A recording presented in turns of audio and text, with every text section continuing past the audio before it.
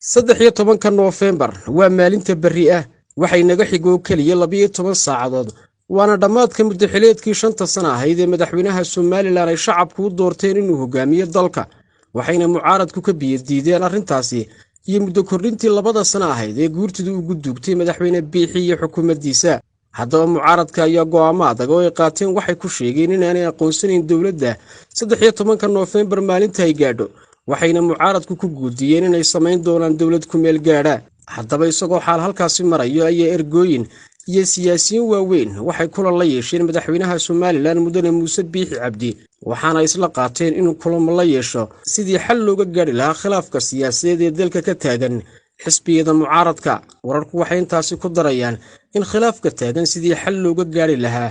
ee erga u soo dirsadeen madaxweynaha Soomaaliland dalabkuna uu ka yimi xisbiyada mucaaradka ee u cidiyo wadani in ay kulan la yeeshaan madaxweynaha sida ay tibaaxayaan ila xogogaal oo telefishinka bulsho xiriidho kala duwan la sameeyay kaasi oo ka xaqiijinay in dalabka la kulanka madaxweynaha ay xisbiyada mucaaradku ka yimi sidii xal looga gaari lahaana 13 Noofembar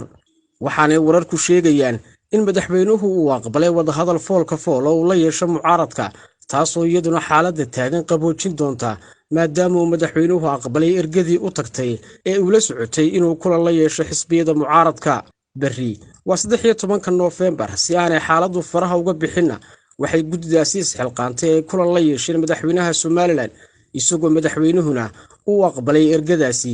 isagoo dhinaciisana uu dib ugu soo celiyay